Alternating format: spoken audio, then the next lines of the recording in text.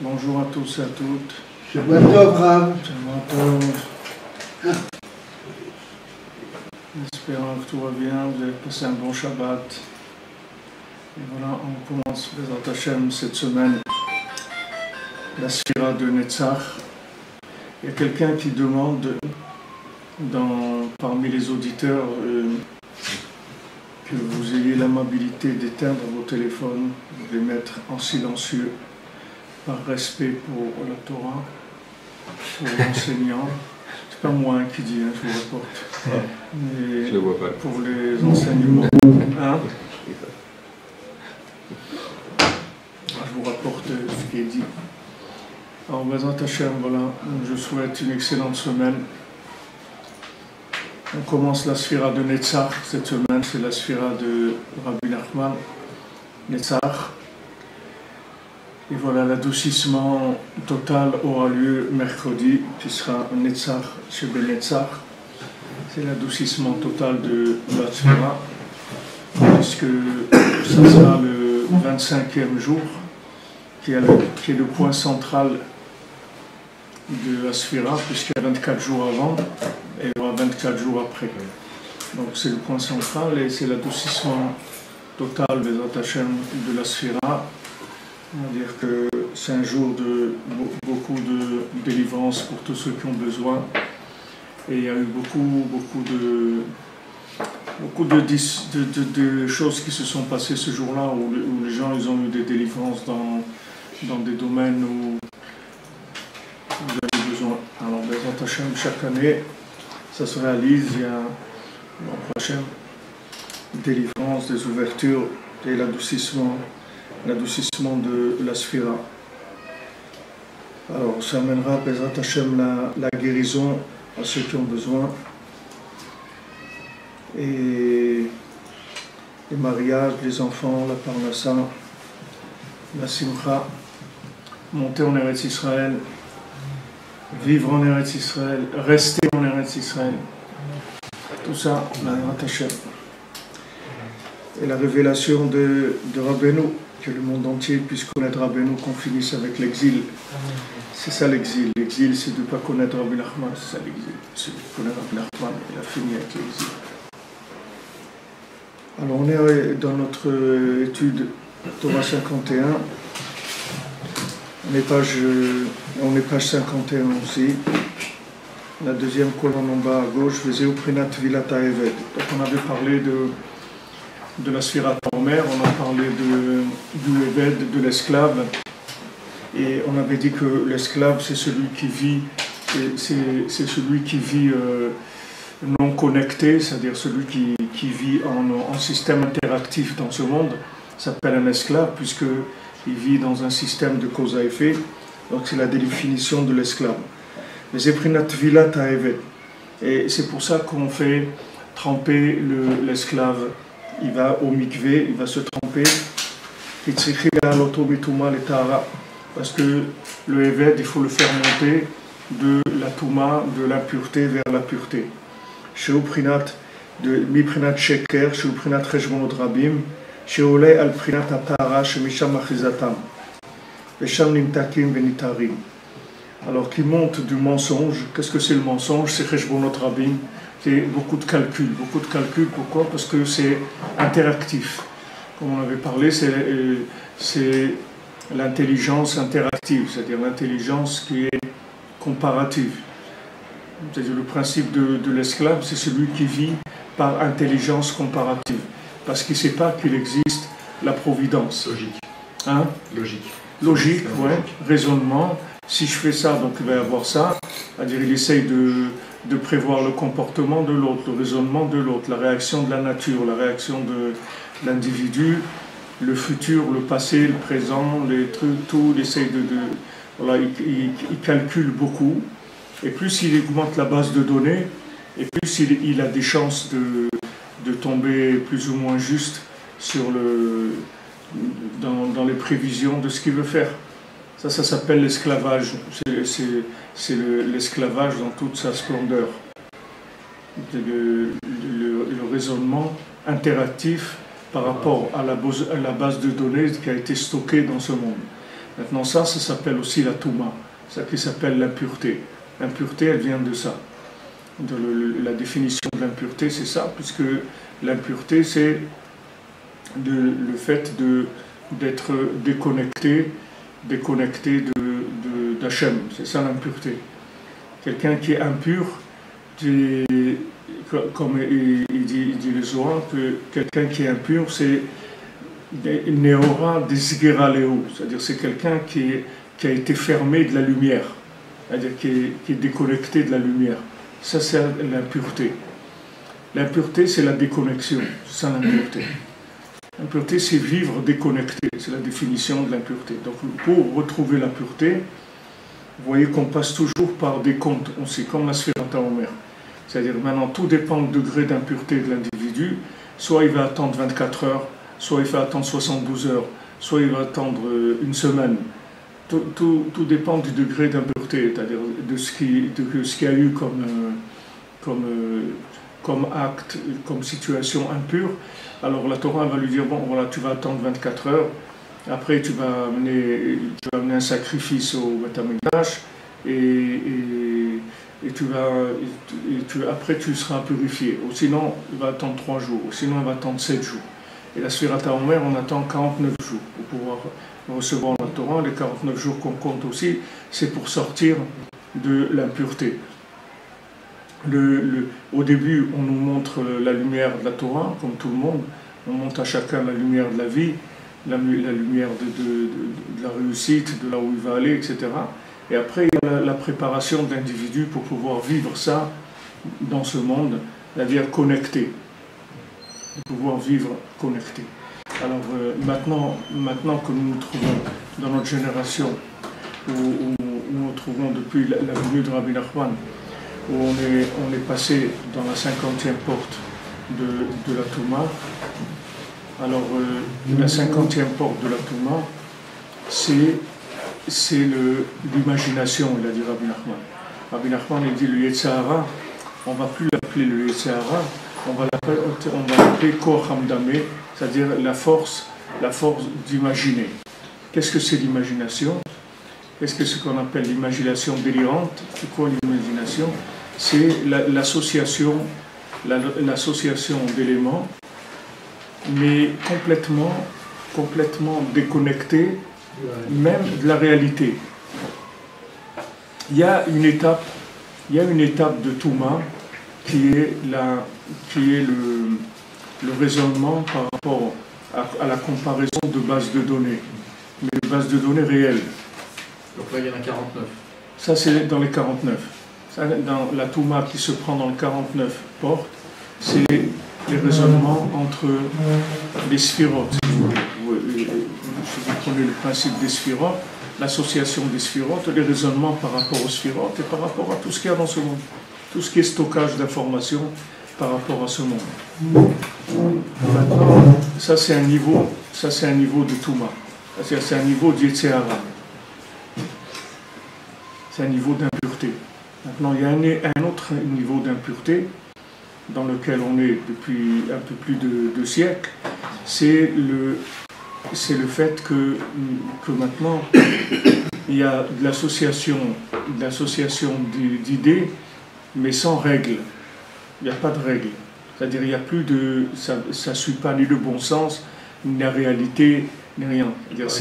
C'est complètement imaginaire. Complètement imaginaire. Par exemple, c'est-à-dire que il n'y a plus de valeur de base dans rien du tout. C'est-à-dire que, comme ils disent les Américains, you feel it, do it, c'est tout. Tu le sens, fais-le, c'est tout. C'est tout, fais ce que tu sens, c'est tout. Il n'y a pas de règle. C'est comme ça, tu fais ce que tu sens. C'est-à-dire qu'il n'y a plus de règles. Normalement, il y a des règles de raisonnement. Même dans la folie, il y a des règles. Même dans la Touma, il y a des règles. Mais dans la 50e porte, il n'y a pas de règles. C'est l'imagination au pouvoir, c'est-à-dire il n'y a plus du tout de règles. C'est-à-dire on fait ce qu'on veut, il n'y a plus de règles. C'est-à-dire le Eved, c'est-à-dire celui qui était avant le résultat de l'association des éléments de ce monde, non seulement il n'est pas sorti de sa situation d'esclave, mais il est devenu dirigeant. C'est lui qui dirige le monde. C'est Napoléon, c'est le fils de la servante qui devient le roi. C'est-à-dire que le monde est dirigé par des fils de servants. C'est pas par un roi. Quelle est la différence entre un roi et un président de la République? C'est quoi? Le roi, il est connecté.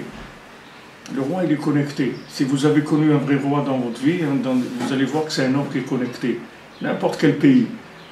Du moment où il est roi, il est connecté. Parce que la royauté, c'est quelque chose la sphira de Malchut, qui est la royauté, elle a en elle toutes les sphirotes, et elle-même, elle est rien du tout. Donc elle est branchée. Juste une petite parenthèse, quand ça vous nous l'aviez déjà expliqué, je n'avais pas compris, je ne pouvais pas comprendre. Maintenant, quand j'étais travailler au Maroc, j'ai parlé avec un Marocain, un musulman, comme ça. Et dans une conversation, vraiment une conversation courante, quoi, d'un seul coup il dit, de toute façon, moi dans ma vie, il y a Dieu et il y a le roi. Et quand il a dit ça, j'ai vu que le Béhémet, il croyait, il le vivait, quoi, ce qu'il disait. C'était pas... Et là, j'ai compris seulement ce que vous vouliez dire. C'est-à-dire que... Ben, vous direz, il y a Dieu et il y a le roi. Mais si vous vous promenez aux Champs-Élysées, Il ne vous dirait pas il y a Dieu et monsieur ou madame Macron. Parce que, parce que ça ne peut pas lui venir à l'idée, parce qu'il sait très bien que c'est pas que les présidents ne sont pas branchés, pas des gens branchés. Alors, quand il y a eu Rabbi Nachman, il dit que quand le tzaddik il est envoyé dans le monde, il est envoyé pour réparer la maladie qui va s'abattre sur le monde. Et donc celui qui va pas suivre les conseils du tzaddik, qui sont les médicaments par rapport à cette maladie-là, alors il ne va pas pouvoir s'en sortir. Ça serait impossible. Comme à l'époque de Moshe Rabbeinu, celui qui n'a pas voulu suivre Moshe Rabbeinu, il n'a pas pu s'en sortir. Parce que Moshe Rabbeinu il est venu à un moment pour sortir d'Égypte par rapport à tout ce qui se passait à ce moment-là. Donc il a amené les solutions à ça. Donc Rabbi Nachman il amène la solution à l'imagination, l'imagination délirante. Et quelle est la solution à ça? C'est la communication. La communication, c'est très simple. C'est comme on dit en français, pince-moi pour savoir que j'existe. Pince-moi parce qu'avec ce que je vois, j'entends et tout, j'ai l'impression que pince-moi pour voir que je suis là. C'est-à-dire la communication, c'est la seule chose qui va nous permettre de rester vivant. C'est-à-dire de vivre mamash, c'est la seule chose. Alors il y a trois degrés de communication. Il y a la communication avec Hachem, la communication avec Hachem, et de chacun, c'est-à-dire son rapport individuel avec Hachem. Il y a la communication avec le tzaddik de la génération, c'est-à-dire avec Rabbi Nachman, c'est la communication avec lui, c'est-à-dire avoir confiance en lui et approfondir ses enseignements, aller à Ouman, parler avec lui, tout ce qu'on peut faire pour communiquer avec le tzaddik, donner de la tzedaka pour le tzaddik, tout ce qu'on peut créer un lien avec le tzaddik. La communication avec Hachem, c'est le doute, chacun qui parle avec Dieu, donc il va communiquer, son âme, elle va communiquer avec Dieu. Et il y a la communication avec un ami, avec le chaver. Chaver, c'est la chambre chibur, c'est-à-dire qui lie, qui va nous lier. Parce que un chaver, un ami, un vrai ami, c'est quelqu'un qui est aussi paumé que nous et qui cherche. Donc c'est ça un ami. C'est un ami. Voilà, on est ensemble et on cherche. Donc on a le fait que maintenant il y a de l'amitié, c'est quelque chose qui va nous aider, comme je vous ai dit la semaine dernière, dans le conte du Chacham et du Tam.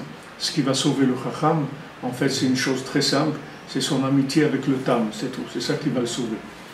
Bien qu'il soit un génie dans tous les domaines, un génie dans la philosophie, dans la médecine, orfèvre, couturier, tout ce qu'on veut dans tous les domaines, c'est un homme exceptionnel, un grand génie. Mais son génie dans la 50e porte, ça sera au contraire, ça sera ça qui va le faire tomber, puisque dans la 50e porte, plus quelqu'un va être intelligent et plus il va être tamé, c'est-à-dire plus il va tomber, puisque plus quelqu'un il va avoir une force d'accélération dans l'imagination, et plus il va tomber s'il n'est pas connecté. Bien sûr, s'il est connecté, alors ça va être le contraire. Mais s'il n'est pas connecté, il va aller complètement il va aller dans le délire total. C'est-à-dire, ça va. Donc, on voit là-bas que ce Chacham-là, c'est-à-dire cet homme, ce génie, en fait, qu'est-ce qu'il a sauvé? C'est son amitié avec. Il ne s'est pas fâché avec le Tam, c'est tout. C'est ça qui a été sa réussite dans sa vie. Il serait fâché avec lui, il aurait été mort, ça aurait été fini pour lui. Pourtant, qu'est-ce que ça représentait ce Tam? Il dit qu'on le voyait, il voyait un fou, il voyait un débile total quand il le voyait. Il n'avait vraiment aucune considération pour lui, mais comme ils étaient des amis d'enfance, il y avait une espèce... Il y a eu quelque chose qui a fait qu'ils sont restés liés comme ça, et ça l'a sauvé. Donc c'est une des raisons pourquoi Rabbi Shimon Bar Yochai, il a dit, nous, notre Torah, c'est-à-dire la Torah, les secrets de la Torah qui ont été révélés justement pour sortir de la 50e porte de la Torah, c'est-à-dire pour nous donner plus pour aller plus profondément, parce que même la Torah elle-même, c'est-à-dire tout ce qui va être Torah de raisonnement, elle va complètement délirer, ça va partir complètement ça va automatiquement partir parce que le raisonnement lui-même, il va être complètement atteint. C'est-à-dire que la force de raisonnement, elle va être complètement détruite par l'imagination. Donc maintenant, quand vous avez des révélations des secrets de la Torah, tout ce qui est Zohar, Kabbalah, Chassidut et surtout les enseignements de Rabbi Nachman, c'est quelque chose qui va permettre de réaliser la vérité, pas par compréhension, mais par connexion, pas par compréhension. C'est pour ça que la Kabbalah s'appelle la Kabbalah. Kabbalah, ça ne veut pas dire comprendre, ça ne veut pas dire intelligence, ça veut dire recevoir, c'est tout. Les Kabbel, ça veut dire recevoir. C'est-à-dire, c'est OK, bien reçu, ou un reçu 5 sur 5. 5 sur 5, il y a 5 livres de Torah, il y a 5 livres de Tehillim. Voilà, bien reçu, 5 sur 5. C'est-à-dire, ça marche, pas de problème.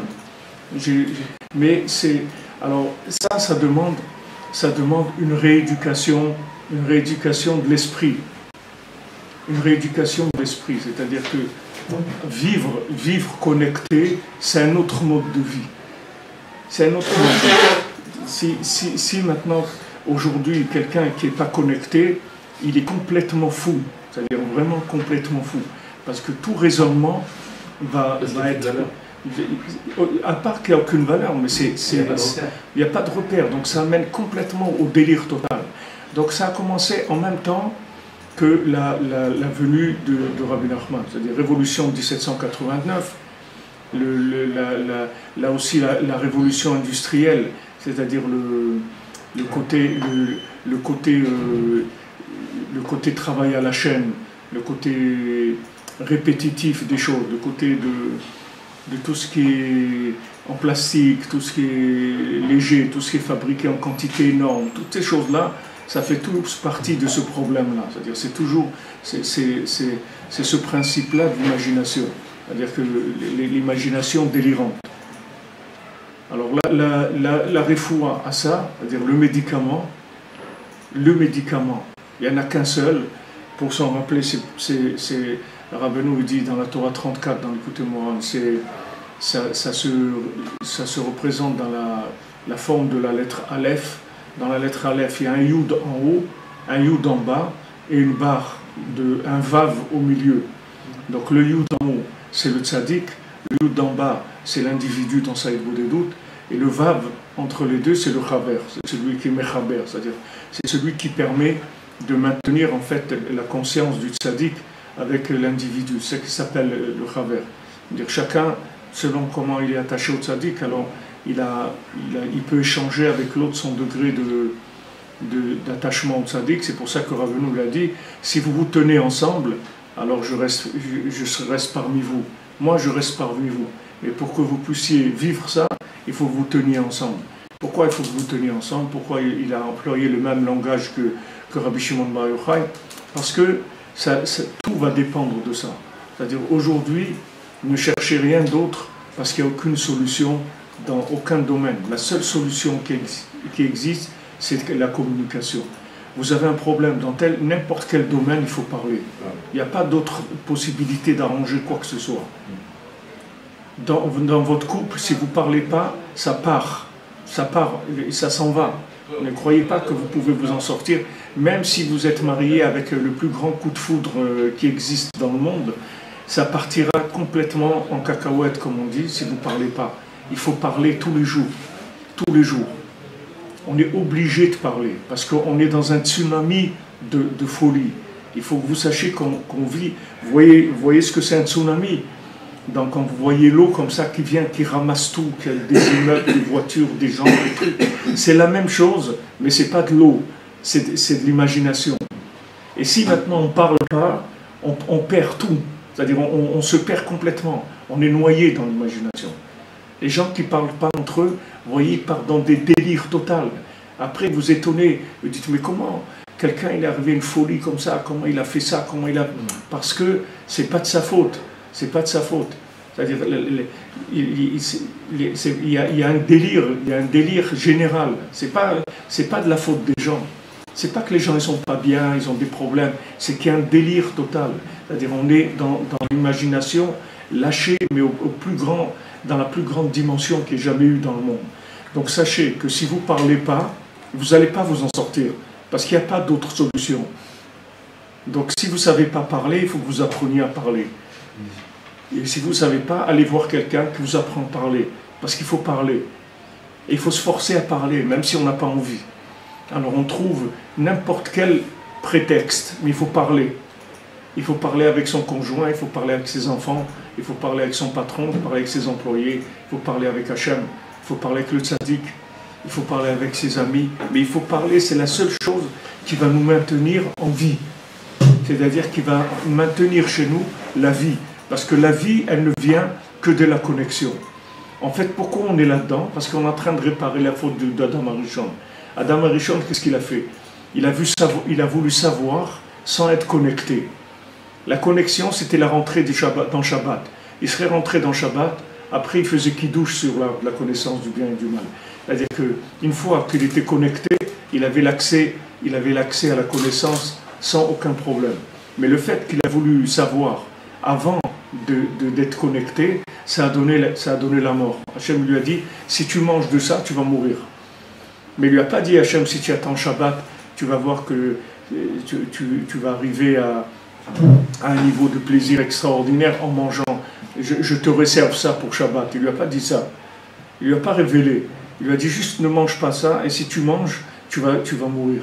Peut-être que s'il lui avait dit, si tu attends, pour l'instant, laisse ça de côté, et quand il va venir Shabbat, tu feras kidouche dessus. Peut-être qu'il aurait attendu Adam Arishon, parce qu'en fait c'était quelques heures, c'est tout.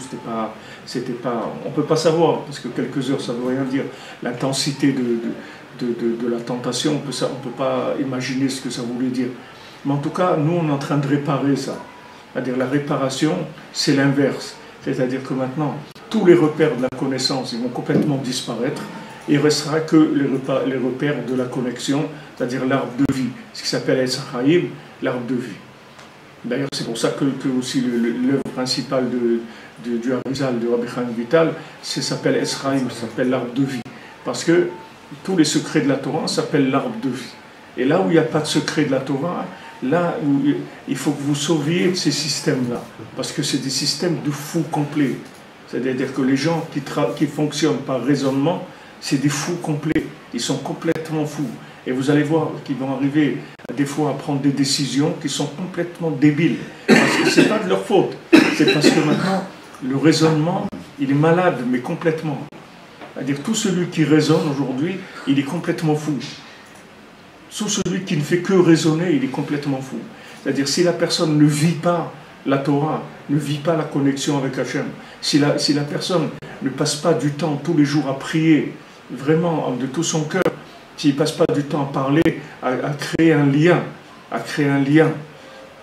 avec ses élèves, avec tout le monde, il faut créer un lien. Avant de parler de connaissances quelconques, il faut créer un lien. S'il n'y a pas de lien, il n'y a rien. Impossible de faire passer quoi que ce soit. Et si on fait passer quelque chose sans lien, c'est du délire, ça amène au délire complètement. Parce que tout ce qui est raisonnement, c'est atteint, complètement détruit. Alors ça, c'est le Eved, c'est l'esclave qui prend le pouvoir. L'esclave qui prend le pouvoir, c'est-à-dire c'est un bonhomme déconnecté complètement qui prend le pouvoir. Alors imaginez-vous, regardez qu'est-ce qu'il fait dans le monde. Regardez les gens qui dirigent le monde, regardez Trump, regardez Poutine, regardez les fous qui dirigent le monde. Regardez l'Iran, regardez c'est les gens les plus fous qu'il y a, c'est dans le monde. C'est-à-dire quand vous voyez ces gens-là, vous voyez qu'ils sont vraiment fous. C'est-à-dire comment ils raisonnent, comment ils parlent, la politique, tout ça. Vous voyez que c'est des gens qui sont fous. Parce que l'esclave est monté au pouvoir. Alors jusqu'à ce que maintenant, le vrai fils du roi, il prenne conscience de sa valeur.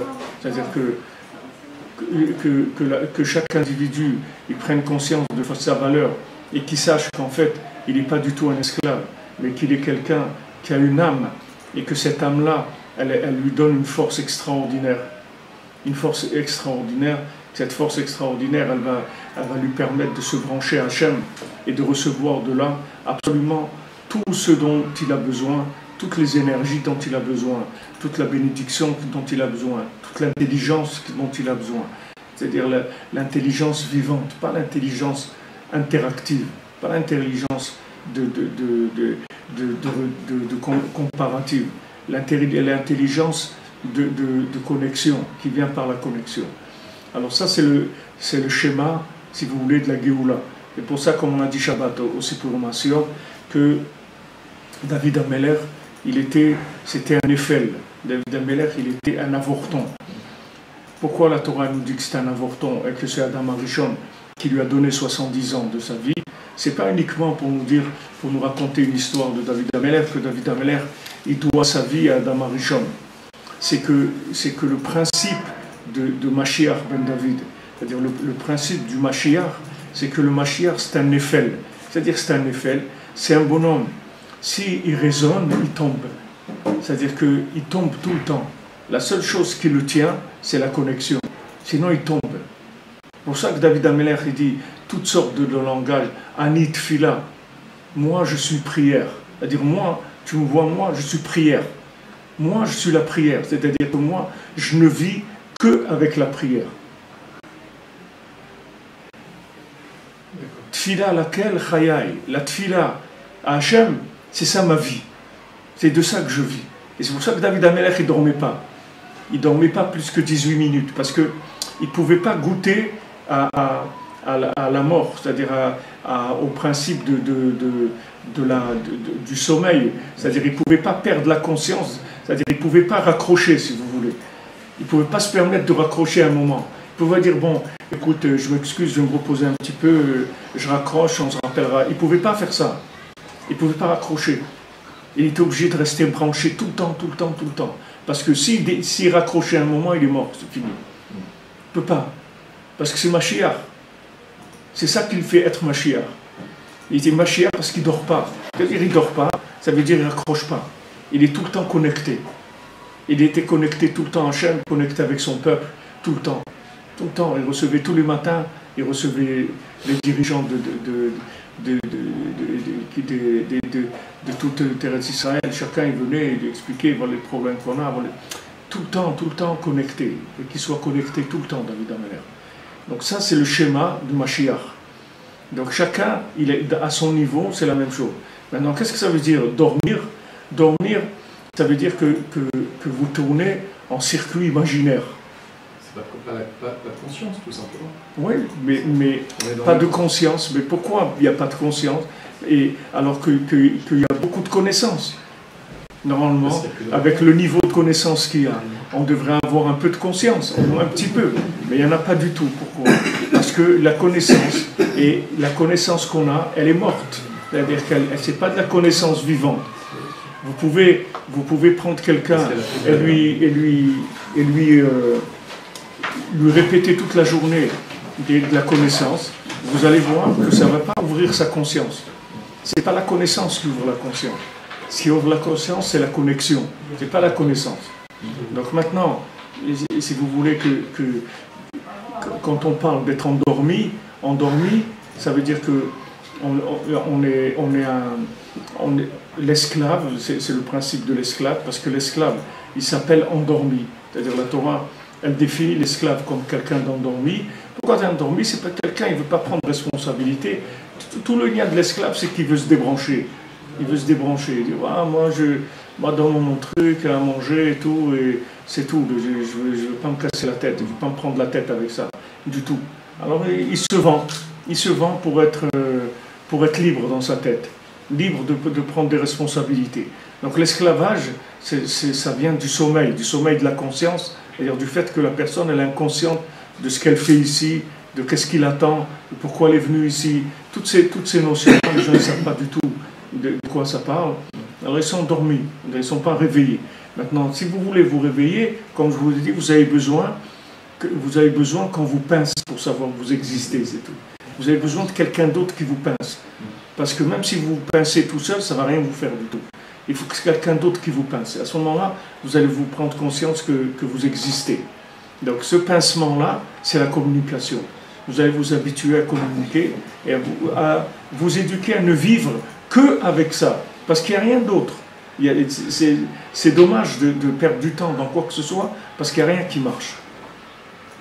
Ce n'est pas des choses auxquelles on est arrivé maintenant, je vous le dis par raisonnement, parce qu'on en parle, parce que c'est Rabbi Nachman qui a révélé ça.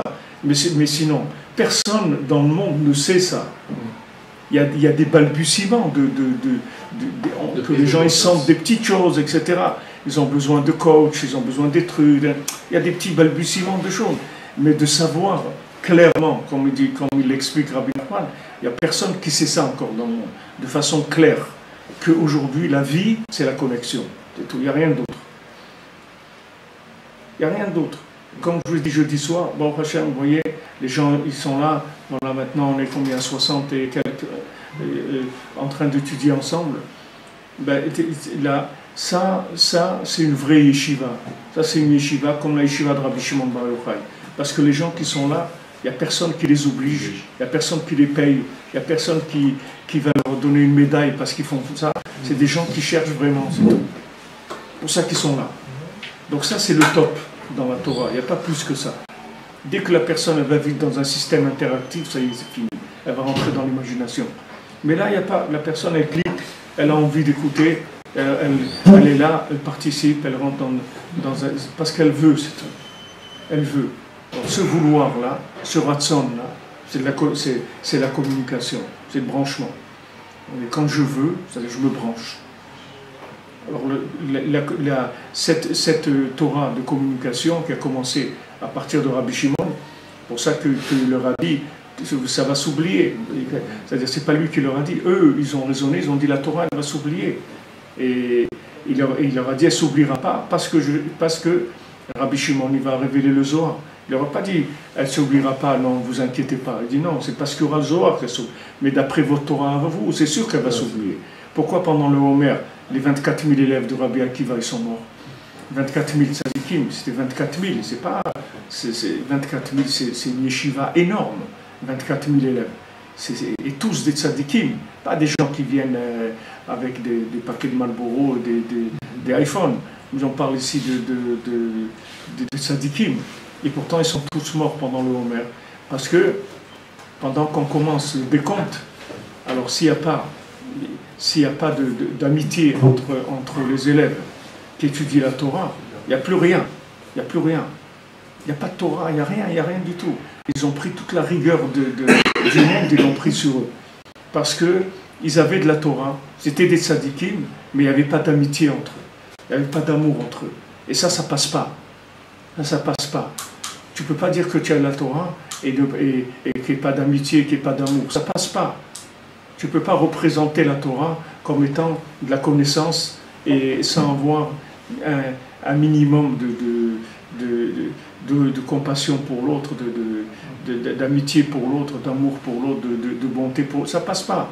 C'est quelque chose qui ne passe pas. Ça ne passe plus du tout. Parce que qu'est-ce que tu vas amener quoi avec ça? Tu vas amener quoi? S'il n'y a pas ça, il y a quoi? Il n'y a rien du tout. Donc Hachem, il a fait qu'ils sont morts, tous ces 24 000 élèves. Ils sont morts. Et de ces élèves-là, les quelques élèves qui sont restés, il y a Rabbi Shimon Bar Yochai. C'est parmi les 5 élèves qui sont restés de tous ces élèves de Rabbi Akiva.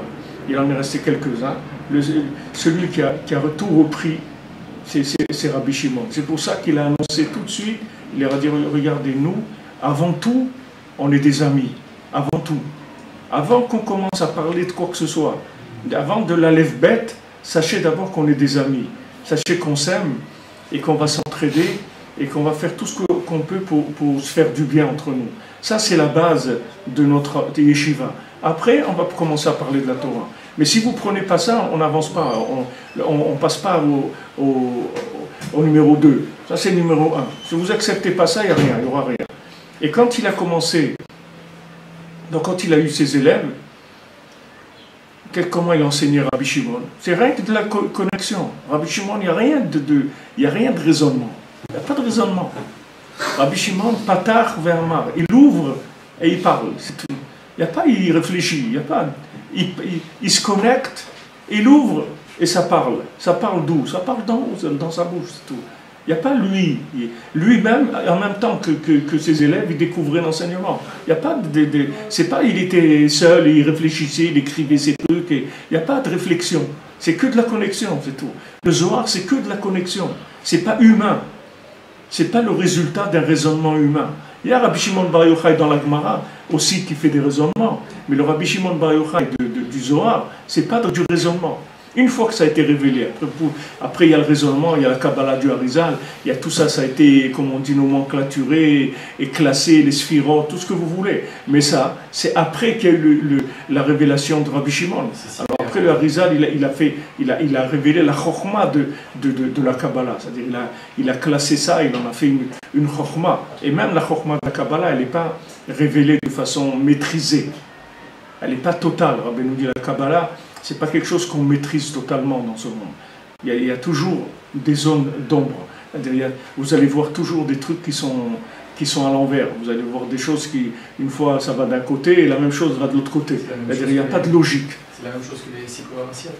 Oui, c'est comme les Sipporim-Assiot, ça ressemble. Les Sipporim-Assiot, c'est encore au-dessus. Parce que là, dans la Kabbalah, il y a quand même du raisonnement. Les Sipporim-Assiot, c'est que de l'histoire. C'est encore une autre, les contes, c'est encore un autre niveau d'enseignement de cette Torah-là. Donc, comment on s'en sort? Il n'y a pas de problème.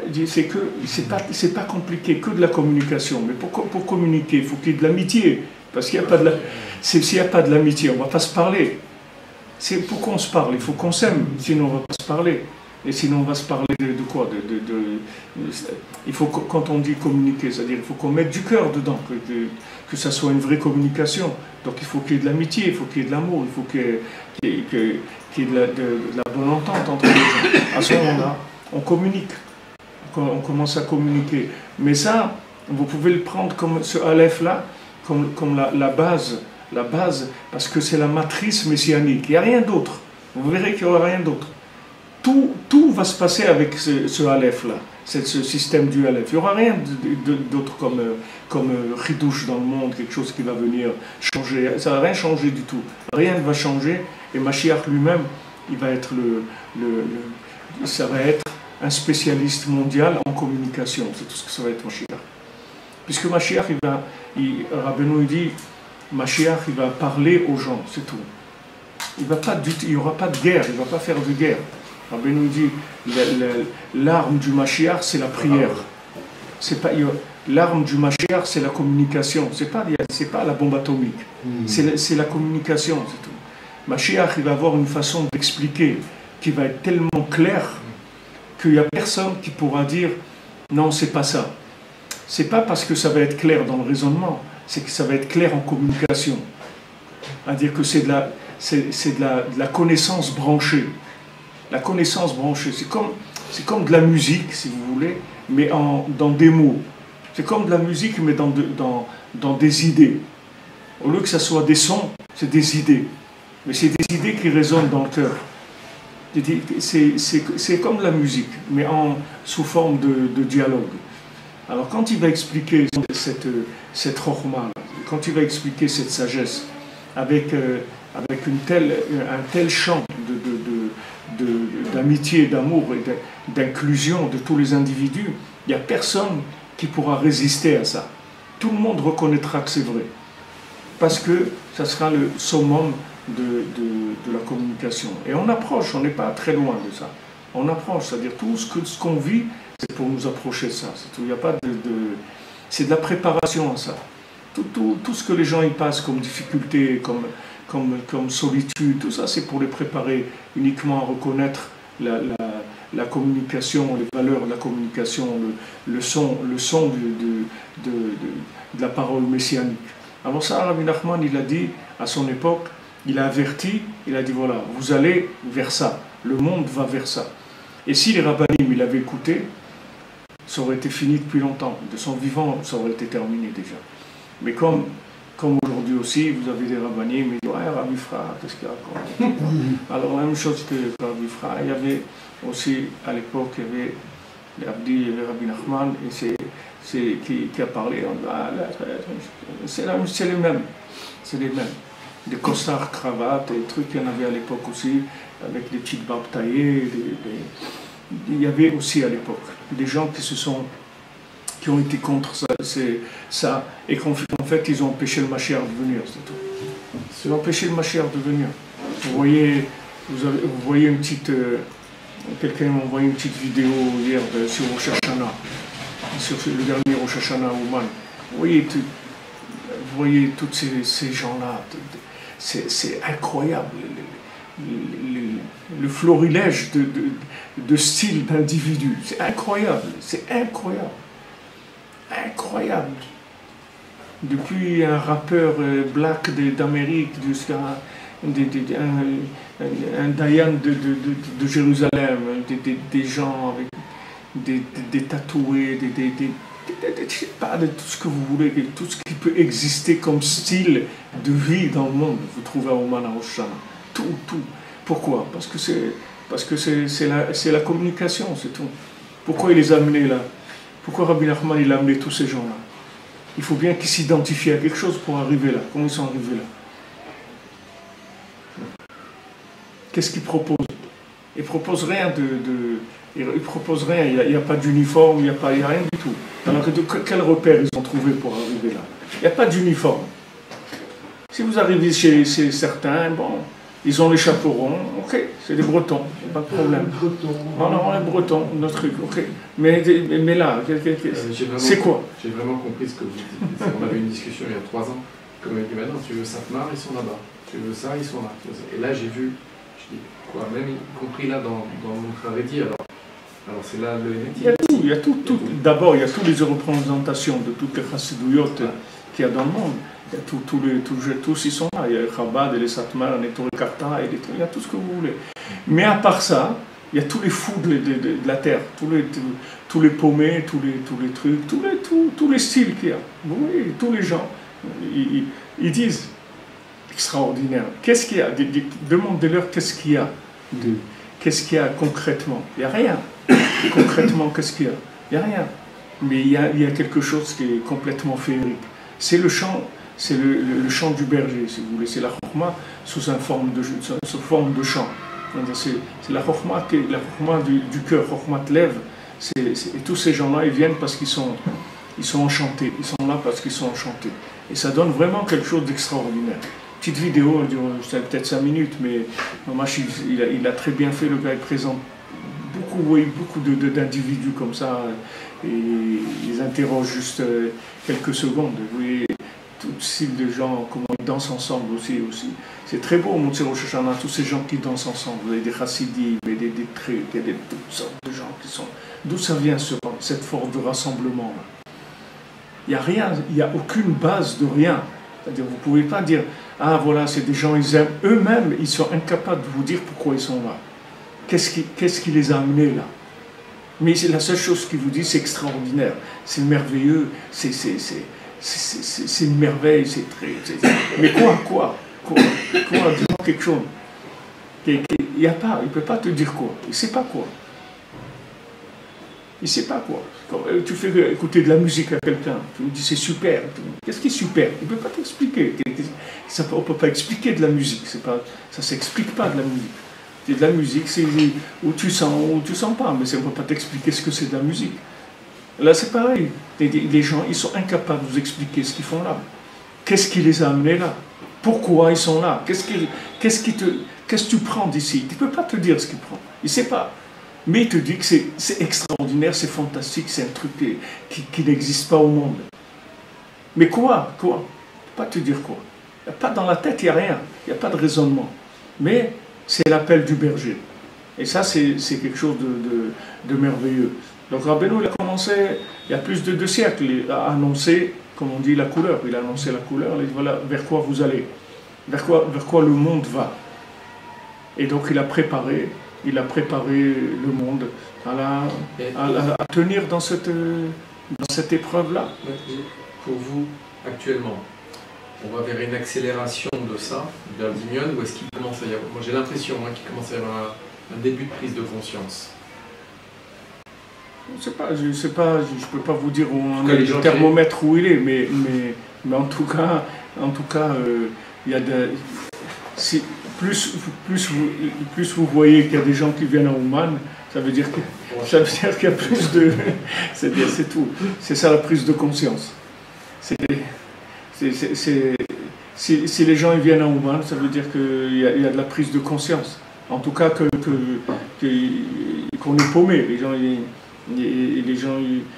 ils peuvent pas vous dire. Je dis, voilà notre ami Rouven qui vient de Draguignan là à Ouman. Alors il me disait la dernière fois, il me dit mais c'est extraordinaire ici.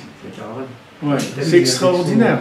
Il dit mais qu'est-ce qu'il y a d'extraordinaire? Il dit mais c'est merveilleux. Mais quoi?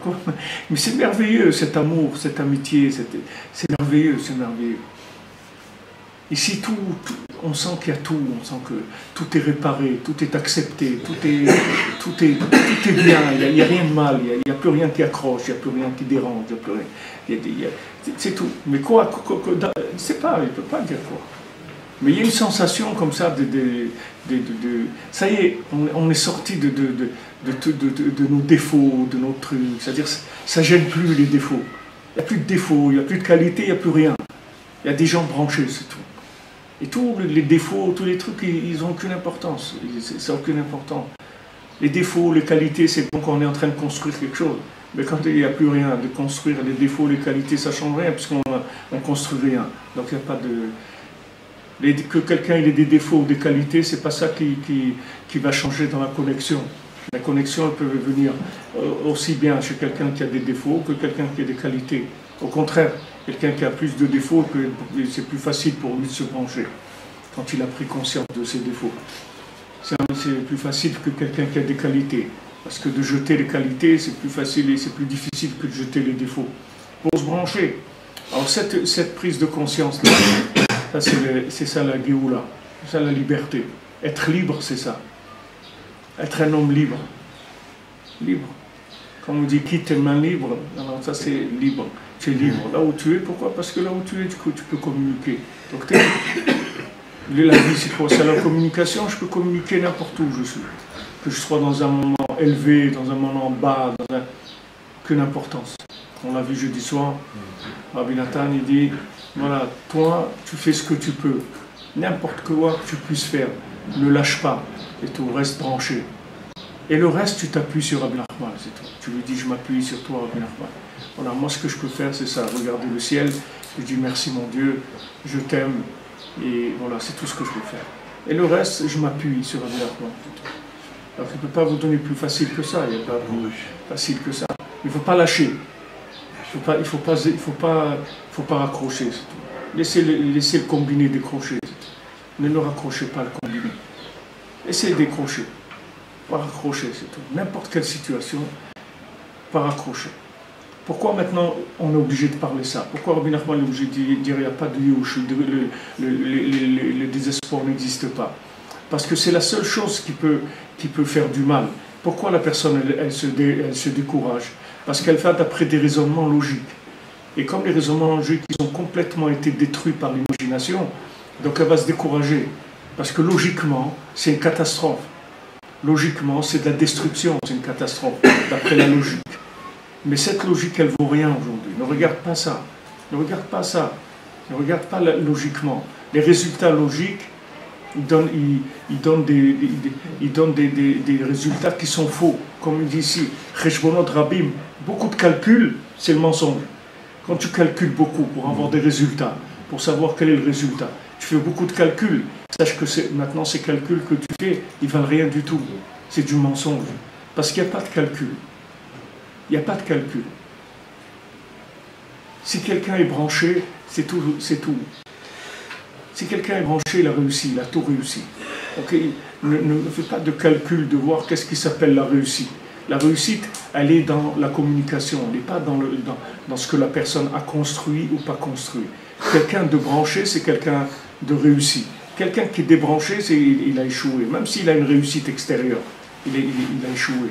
Donc on ne regarde pas le côté construction. Quand les gens regardent le côté construction, ils se découragent. Ils disent, mais regarde, voilà, ça j'ai pas fait, ça je suis pas arrivé. Les gens ne sont pas arrivés à se marier, les gens ne sont pas arrivés à monter en Israël, les gens ne sont pas arrivés à vivre la Torah complètement, à faire tout ce qu'il faut faire. Il y a des gens, ils font Shabbat, des fois ils n'arrivent plus à faire Shabbat, après ils reprennent, après ils relâchent, après ils truquent. Ne regarde pas ça. Toi, reste branché, c'est tout. Ne regarde pas ce que tu fais, ce que tu ne fais pas, ce que tu as construit, ce que tu n'as pas construit. Reste branché parce que c'est la seule chose qu'on te demande. Le reste, c'est pas ça qui va jouer. Ce n'est pas le degré de construction de la personne. C'est le degré de connexion.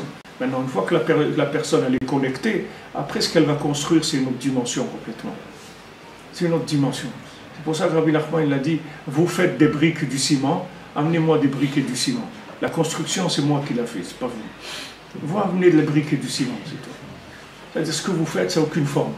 Des briques et du ciment, c'est tout. Des briques, du ciment, de la Torah, de la Tfila, des bonnes actions, c'est tout. Mais ne vous occupez pas de la construction, ce n'est pas votre domaine. Moi, je construis pour vous. Vous amenez-moi des briques et du ciment. La construction, c'est lui qui fait. Ça, c'est la définition de l'esclave. Comme il y avait ce monsieur-là qui avait un magasin, je crois que c'était à Bordeaux. À Bordeaux, il avait un magasin. C'était un machin monsieur, c'était un grand sadique qui était là-bas à Bordeaux. Il avait un magasin de tissus. Et une fois, le comptable il lui a dit il faut que tu fermes ton magasin parce que tu perds de l'argent. Voilà, j'ai fait les comptes annuels et tout, tu perds de l'argent. Alors il était voir un rave, il a demandé le comptable, il m'a dit que je dois fermer parce que je perds de l'argent. Et alors le rave lui a dit ça fait combien d'années que tu as ton magasin? Il lui a dit ça fait 20 ans de mon magasin. Il lui dit tu as Parnassa, toi tu vis? Il dit oui je vis. Alors il lui dit renvoie le comptable, c'est tout. Renvoie le comptable, ne ferme pas le magasin, renvoie le comptable. Alors Rabbi Nachman il dit voilà, ne ferme pas le magasin, renvoie le comptable. Renvoie celui qui te fait des calculs comme quoi ta vie c'est un échec, celui-là renvoie-le. Tout, parce que c'est lui qui t'induit en erreur. Toi tu vis, tu es là, ouais, tu respires, ouais, tu peux regarder le ciel, ok, alors ça va, c'est tout. Il n'y a pas besoin d'autre chose. Alors tout celui que tu dis que ta vie c'est un échec, renvoie-le. Mais le dehors, il dit je ne veux pas t'écouter. C'est tout ce qu'il y a à faire. Du moment où tu es vivant, ça veut dire que tu peux te brancher, tu as tous les outils qu'il faut. Rabbi Nachman dit tu as une bouche, tu as un cœur, avec ça on peut tout faire. On n'a pas besoin d'autre chose. Tout le reste après c'est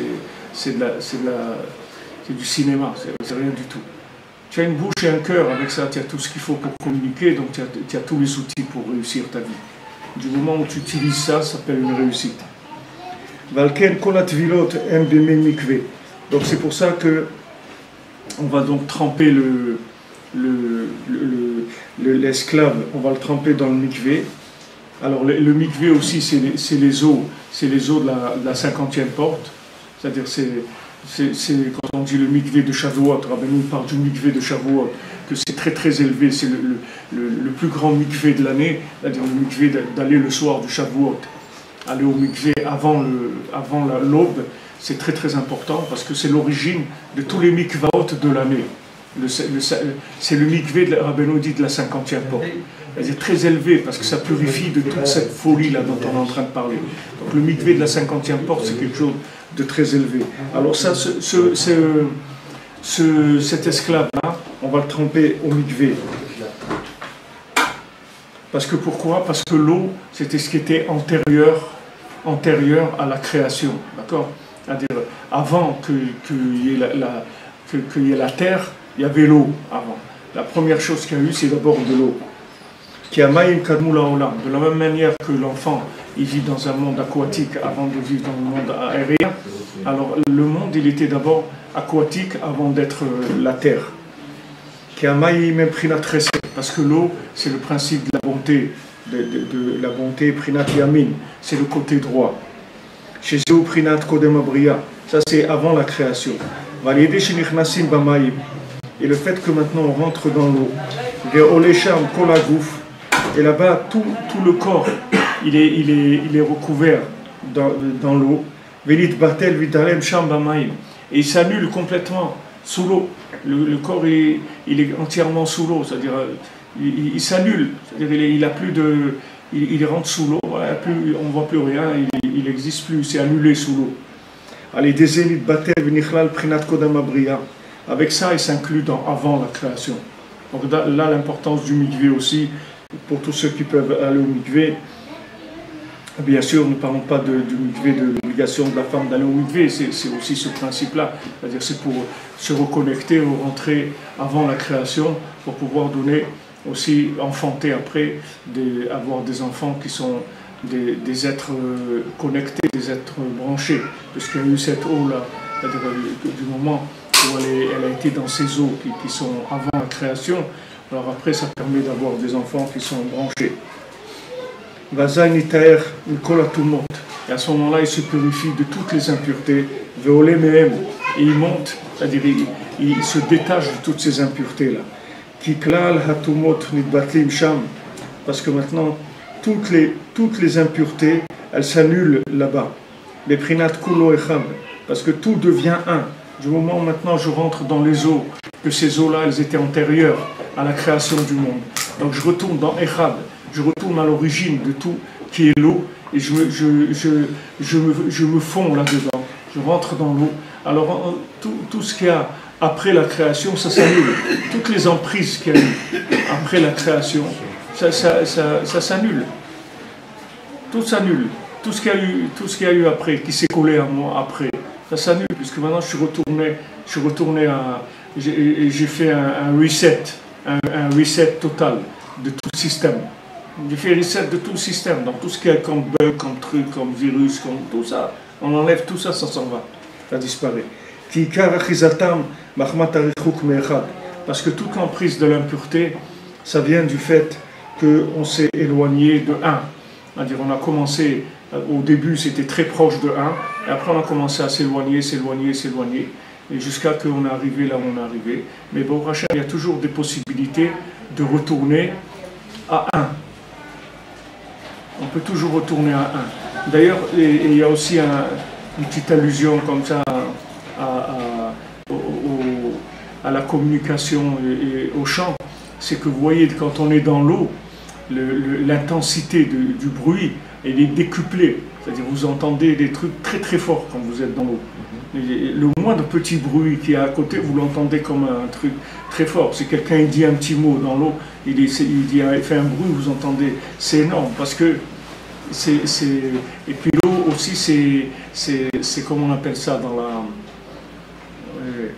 c'est un conducteur. L'eau c'est conducteur de l'électricité par exemple. Si vous mettez de l'eau, ça conduit l'électricité. Pourtant mais c'est parce que l'eau c'est mamache c'est la brillade de la communication. L'eau c'est mamache la brillade. C'est pour ça que quelqu'un, quand il dit qu'il sent bien et que tout, il dit qu'il est comme un poisson dans l'eau. Et pourquoi qu'est-ce qu'il y a? Il peut dire comme une vache dans un champ. Pourquoi il dit poisson comme un oiseau dans l'air? Pourquoi il dit un poisson dans l'eau? Parce qu'il y a cette sensation-là de plénitude, d'harmonie et tout qui vient de là. Hein? C'est ce qu'on retrouve quand on était dans le ventre. Ouais. On retourne. Ouais. C'est pour ça que tout le monde aime l'eau finalement. Tout le monde aime se baigner. Ouais, tout le monde aime. On revient à l'état dans lequel on était. On retourne dans Echad. On retourne dans l'origine. Dans l'origine, là où tout est bien. Il n'y a plus d'impureté, il n'y a plus de mensonge, tout est bien là-bas. Ça renouvelle complètement, ça renouvelle. Le mikvé, c'est quelque chose qui renouvelle. Quand on va au mikvé, ça donne une sensation, même l'eau, même quelqu'un qui prend une douche et tout, il sent un renouvellement, ça donne un trachut. Ça vient de ça, parce que l'eau, elle ramène à l'origine, elle enlève Pourquoi les gens ils ont besoin, ils ont fait une journée de travail, de prendre une douche et tout, parce qu'ils ont besoin de débarrasser de ce... Quand ils sortent de la douche, c'est pas uniquement parce qu'il s'est lavé, c'est surtout parce qu'il y a de l'eau. Et cette eau-là, elle lui débarrasse un peu tous les trucs de la journée, tout ce qu'il a vécu dans sa journée qui était plus ou moins agréable. Ça, il se débarrasse, renouvelle, il va vivre ses moments avec sa famille, etc. Il y a un renouveau qui vient. L'eau, c'est extrêmement puissant. Vous voyez, on a des choses qui sont simples autour de nous, qu'on peut faire. C'est très simple, c'est pas besoin des thérapies, des trucs qui sont compliqués. C'est très très simple. Des choses qui sont très simples, qui renouvellent complètement l'individu.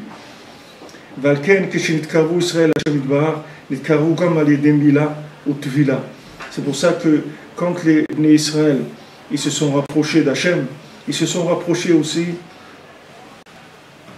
grâce à la Mila et à la Tvila, grâce au fait qu'ils ont fait la Brit Mila, c'est-à-dire qu'ils ont fait la circoncision et qu'ils se sont trempés aussi dans le mikvé, puisque c'est ce qu'on a demandé, c'est ce qu'on doit faire à l'esclave pour le sortir de l'esclavage, c'est-à-dire on lui fait la Brit Mila et on le trempe au mikvé. Donc les Bnei Israël aussi, quand on a voulu se rapprocher d'Hachem, on a dû passer par ces étapes-là. Zeprinat guerre chez Balid Gaïer. Donc ça, Bezat Hashem, on verra demain. C'est le guerre qui vient pour se convertir. Maintenant, voilà un guerre qui vient, qui veut devenir juif, qui veut rentrer dans le peuple juif. Lui aussi, il a besoin de la Mila et la Tvila. C'est-à-dire il a besoin aussi de faire la circoncision. Il a besoin aussi de se tremper au mikvé. C'est ça qu'il va faire, qui va concrétiser sa conversion. Alors chez Shavuatov, beaucoup de réussite, beaucoup de délivrance, beaucoup de communication, beaucoup de bonheur, que des bonnes choses, toutes les portes, par le mérite de Rabbi Nachman. Appuyez-vous sur lui, n'ayez pas peur, il a des épaules qui sont très très larges, vous pouvez vous appuyer sur lui, mettez tout sur lui, il a des épaules très très larges. Merci pour tout, merci pour vos partages. Merci pour vos partages, merci pour votre soutien aussi, il y a beaucoup de gens qui nous aiment. Merci pour vos participations, toutes vos remarques, les mots gentils que vous dites et tout ce qu'on peut échanger, donner, ça fait que faire avancer les choses. Merci pour votre présence aussi. That's la part, des bonnes nouvelles.